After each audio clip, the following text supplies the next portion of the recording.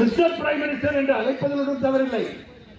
நீங்கள் கொடைநாட்டிலே தெருவிலே நின்று கொண்டிருக்கும் போது மிஸ் ஜெயலலிதா ஜெயராம் என்று சொல்லிருக்கீங்களா? என்ன தவறுன்னு கேட்கிறீங்க? இதையும் சொல்லி பாருங்க. புரட்சிக்கரி அம்மாவை பார்த்து அவர்களை பற்றி நீங்கள் சுட்டிக்காட்ட வேண்டும் என்று சொன்னால் மிஸ் ஜெயலலிதா ஜெயராம் என்று சொல்லி பாருங்கள். சொல்லி பாருங்க. சிங்கம் வேட்டைக்கு கொண்டு போமா வந்து தூங்கிடுமா? சிங்கம் வேட்டைக்கு போவாங்க. வேட்டைக்கு மட்டும் தான் சிங்கம் வீட்டை விட்டு வெளியே வருமா, மற்ற நேரத்தில் சாப்பிட்டு போய் தூங்கிடுமா? அந்த மாதிரி சிங்கமா இருக்கக்கூடாது. சிங்கம்னா வந்து சிங்கமா இருக்கணும், தூங்குகின்ற சிங்கமா இருக்கக்கூடாது. இது எதுக்காக சொல்றேன்னா, தன்மையற்று பேசியதால் அவரை பற்றி நான் பேசுகிறேன், இல்லைன்னா அவரை பற்றி நான் பேச மாட்டேன். அங்க வந்து நமது முதலமைச்சர் அவர்களை அவர் வந்து மாமா அங்கிள் கூப்பிடுவாங்க. நீங்க என்ன கூப்பிட அங்கிள் கூப்பிட, தாத்தான் கூப்பிடுங்க, என்ன வேணா கூட கவலைப்படல. ஆனால் தரம் என்று ஒன்று இருக்கிறது. You cannot call the honorable prime minister by his name. You cannot call the chief minister of our state by his name. You cannot ridicule them because they elected people. மக்களால் தேர்ந்தெடுக்கப்பட்டவர்கள். நீங்க அந்த மனிதருக்கு மரியாதை கொடுக்கிறீர்களோ இல்லையோ, அந்த பதவிக்கு மரியாதை கொடுத்தாக வேண்டும். அந்த தரத்தை கற்றுக் கொள்ளுங்கள் விஜய் அவர்களே. என் மனைவியும் மக்களையும் பற்றி கமெண்ட் போடுறதுனால நீங்க ஒன்றும் சாதிக்க போறது இல்லை. இதையெல்லாம் கண்டு பயந்தவன் நான் அல்ல. ஏற்கனவே ஒரு ட்வீட் போட்டிருந்தீங்க லாங் பேக், இந்த தடை எடுத்துருவோம் நாங்க. நான் சொன்னேன், ஐயா எடுக்கிறதா எடுக்கிறீங்க, நம்பர் 2 கல்யாண நகர் கொட்டி வாங்க நான் வீடு அங்க வந்து எடுங்க. இந்த ரோட்ல எடுக்கிறீங்க, தடை வேற துண்டா போய் கிடக்கும், வீட்டுக்கு வாங்க. இது சாதாரணவன் கிடையாது. நானும் பலரை சந்தித்து வந்தார்.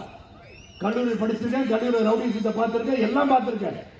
ஆனால் தரம் இருக்க வேண்டும், நியாயம் இருக்க வேண்டும், தர்மம் இருக்க வேண்டும், உண்மை இருக்க வேண்டும். இன்றைக்கு எப்படி பிஜேபியும் நம்முடைய அதிமுகவும் இங்கே இருக்கிற அண்ணன் ஜான் பாண்டி அவர்களும் மற்றவர்களெல்லாம் ஒன்று சேர்ந்து இந்த கட்சியை நடத்துகிறார்களோ அதற்கு வலிமை இருக்கிறது என்பதை 39% வாக்குகள் ஏற்கனவே பெற்றுவிட்டோம்.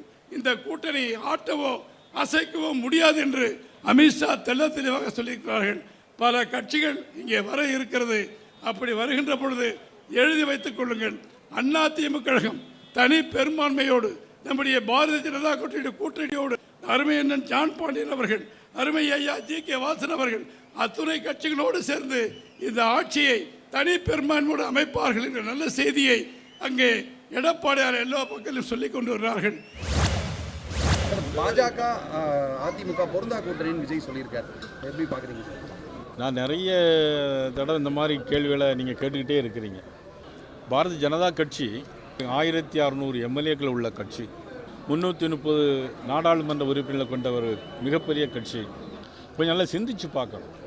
இன்றைக்கி யாரோ ஒருத்தர் வந்து பொருந்தா கூட்டணி சொன்னால் எத்தனை எம்எல்ஏக்கள் கையில் வச்சுருக்கிறாங்க, எத்தனை நாடாளுமன்ற உறுப்பினர்களை கையில் வச்சுருக்கிறாங்க, எத்தனை கவுன்சிலர்கள் கையில் வச்சுருக்காங்க. ஒவ்வொருத்தரையும் பற்றி சொல்வதற்கு ஒரு காரண காரியங்கள் வேண்டும்.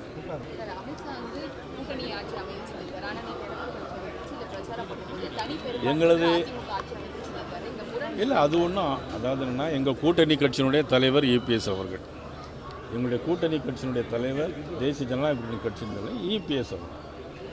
தேர்தல் முடிந்த பிறகு அவர்கள் என்ன முடிவு எடுக்கிறார்கள் அதுதான். யாரும் மன வருத்தத்தில் இல்லை, நீங்கள் மட்டும் மன வருத்தம் இல்லாமல் இருந்தால் சரி. யார் முதல்வர்னு சொன்னாதானே மக்கள் உங்களுக்கு தகுந்த மாதிரி ஓட்டு வாக்களிப்பாங்க. யார் இந்த யார் பெரிய கட்சி? நீங்க பாஜக தான். தமிழ்நாட்டில் யாருடைய தலைமையில், யாருடைய தலைமையில் ஆட்சி? நான் தான் அப்படியே சொல்லிட்டேன் EPSன்ட்டு. நீங்கள் ஏன் கேள்வி, நான் பதில் ஆட்டோமேட்டிக்காக சொன்ன பிறகு திருப்பி அந்த கேள்வியை கேட்குறேன். ஆமாம், கேப்டன் வந்து ரியல் எம்ஜிஆராக வாழ்ந்தவர். அதனால தான் மக்களே அவரை வந்து கருப்பு எம்ஜிஆர் அப்படின்னு மக்கள் அவங்கள அழைச்சாங்க. தன்னுடைய மானசீக குருவாக கேப்டன் வந்து எம்ஜிஆரை திரையுலகிலும் சரி அரசியலிலும் எல்லா இடத்துலையுமே எம்ஜிஆரை முன்னிலைப்படுத்தி கேப்டன் என்னுடைய மானசீக குரு அவர் தான். அவருடைய ஃபாலோவாக தான் நான் வந்து எல்லாமே இன்றைக்கி பண்ணுறோம். அதே மாதிரி எம்ஜிஆர் ஸ்கூலுக்கு வந்து அன்னதானம் வருங்கிறது எவ்வளோ ஆண்டு காலமாக கேப்டன் பண்ணிக்கிட்டு இருக்காரு. அதே மாதிரி எம்ஜிஆருடைய அந்த பிரச்சார வாகனம் ஜானகி அம்மா கேப்டனுக்கு கொடுத்தது, அந்த வாகனத்தில் போய் கட்சி ஆரம்பித்தது எல்லாமே இன்றைக்கும் நம்ம தலைமை அலுவலகத்தில் பார்த்திங்கன்னா ஒரே ஒரு சிலை, எம்ஜிஆர் சிலை தான்.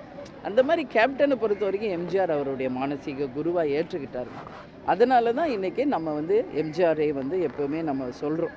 அதுதான். இப்போ மற்றவங்க அதை பற்றி சொல்கிறாங்கன்னா அது ஏன் சொல்கிறாங்கன்றது அந்த கேள்வி நீங்கள் அவங்கக்கிட்ட தான் கேட்கணும். உடனுக்குடன் செய்திகளை தெரிந்து கொள்ள சன் நியூஸ் பெல் ஐகானை கிளிக் பண்ணுங்க.